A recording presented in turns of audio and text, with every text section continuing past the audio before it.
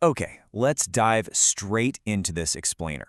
We're going to completely dismantle a really fundamental assumption about workplace culture and hiring priorities. Now, if you look at almost any corporate career page today, you are going to see the exact same messaging over and over. There's this massive emphasis on being a team player, having a collaborative mindset, and ensuring a harmonious fit. And, we usually just assume that building a harmonious team is universally desired. I mean, it feels like common sense, right? Who wouldn't want a good relationship with their colleagues? But as we're going to explore today, treating that preference as a universal baseline is actually a huge blind spot. The hard data tells a completely different, honestly counterintuitive story about how high-impact talent really operates. So let's look at some fascinating global polling data to really understand the psychological math behind our organizational dynamics. So, let's look at the specific math behind this assumption.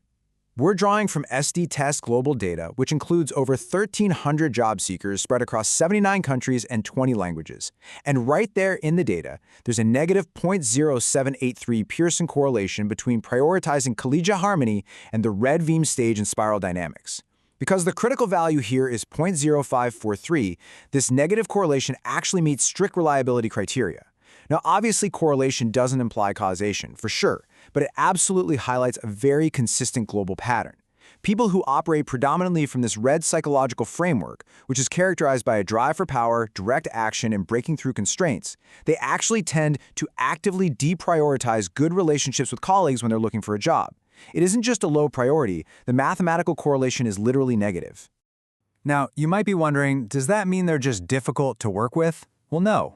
A red-dominant profile doesn't reject teamwork out of malice or because they're inherently toxic. Instead, they read workplace priorities entirely through the lens of impact and autonomy. For them, harmony is just completely secondary to agency, results, and direct expression. Think about it this way. If your primary psychological drive is to make an immediate, tangible impact, to move fast, break things, and conquer challenges, a mandate to maintain team harmony often feels like someone slapping a speed limit on a race car. It requires you to slow down, soften your edge, and manage other people's feelings instead of just executing the goal. Their need for autonomy simply overrides their need for relational comfort. Expanding the dataset reveals a pretty fascinating behavioral split. While the red profile deprioritizes good relationships with that negative correlation, their priority for career opportunities jumps to a positive 0.1062. They are highly motivated by growth, advancement, and the ability to essentially conquer the next level. But the most startling contrast, and this is super interesting, comes from job seekers in Germany specifically. When looking at the priority of seeking appreciation for the work done, there's a massive negative correlation of 0.3776 with the red stage. I mean, that is a fierce rejection of external validation. A highly red-dominant individual really doesn't need you to pat them on the back or invite them to a team-building lunch. They just want the resources to do the job, the runway to make a real impact, and the career advancement that comes with winning. Let's move to the system level and see how this builds into what we call the prediction gap.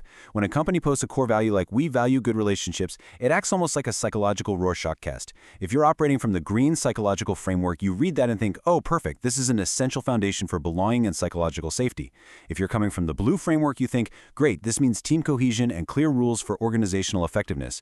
But our red talent, they read that exact same phrase and think, well, this is an irrelevant constraint on my autonomy and impact. So if your hiring process treats good relationships as a universal core signal, you hit a massive prediction gap. You're assuming a shared understanding of workplace belonging that simply doesn't exist across different psychological stages. And when a system forces relational fit over impact, it totally backfires. Forced harmony feels literally suffocating to an autonomous profile. Red experiences belonging not as a welcoming choice, but as mandatory compliance. Because of this, recruiters, who are often operating from a harmony-seeking perspective themselves, inadvertently filter out your most driven, impact-focused talent just because they don't seem warm enough. The irony here is that your internal HR dashboards might glow beautifully green, and everyone might get along flawlessly, but your actual organizational capability to execute aggressively and win in the market quietly declines. What happens next isn't a loud, dramatic failure. It's not some huge screaming match in the boardroom. It's much worse. It's a quiet drift. We call it the escalation cascade. It starts with that misaligned framing, essentially telling a conqueror they need to be a polite team player. That naturally leads straight into disengagement, because the talent realizes the system won't actually reward their raw impact. Then comes the talent drain, as they take their drive to a competitor that offers them a clear lane to run in. And finally, you hit silent coordination loss. The organization loses its sharp edge and urgency, but no one can pinpoint exactly why. Mostly because everyone left in the building is just so perfectly polite to one another. If you take absolutely nothing else away from this, remember this mathematical reality. Hiring frameworks fail when they assume everyone shares the exact same priorities. If you are building a robust team, you simply cannot design a single monolithic culture and expect it to motivate everyone equally. You have to recognize that red-dominant job seekers prioritize agency and career advancement. Green-dominant job seekers value relational harmony, and blue-dominant job seekers require team cohesion and clear roles. Treating an organization like a single machine with identical cogs is just an outdated concept. To truly optimize a team, we really need to understand the distinct psychological currency that each individual operates on. So, how do we actually handle this? Well, this brings us to the future of management, AI vibe coding. This is a huge 2026 trend where users can instruct large language models in plain, natural language to build complex apps without writing any traditional code.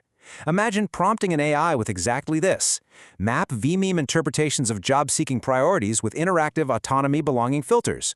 The resulting interface would track psychological sensors alongside specific vMEME profiles, calculating what we call an algebra of conscience. While a human manager projecting their own feelings might miss those subtle behavioral nuances, an AI instructed with spiral-literate prompts can predict these exact behavioral butterfly effects instantly. It allows you to surface cross-stage patterns that humans miss, entirely avoiding that first-tier bias in your talent analytics. It's a profound shift in how we lead, and the data absolutely proves it's time to stop expecting lions to act like golden retrievers. So I want to leave you with this final thought to really consider. What breaks when workplace design forces harmony over autonomy? And how do you design hiring frameworks that preserve agency, not just cohesion?